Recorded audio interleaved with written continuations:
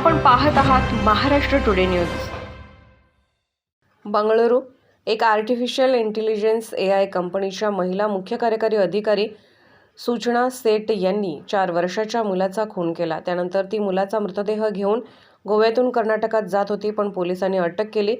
सूचना सेठने शनिवारी 6 जानेवारी गोव्यातील कॅन्डोलिम या हॉटेलमध्ये मुलाचा खून केला। त्यानंतर मृतदेह पिशवीत भरून ती टॅक्सीने कर्नाटककडे जाताना चित्रदुर्ग येथे पोलिसांनी सूचना सेठला अटक केली।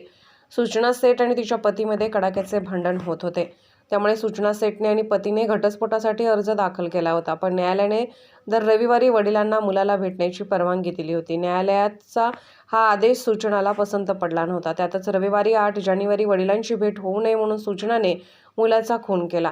सूचना सेठ यांनी चेक आउट केल्यानंतर हॉटेलचे कर्मचारी रूम साफ करण्यासाठी गेले होते, तेव्हा कर्मचाऱ्यांना रक्ताचे डाग आढळले।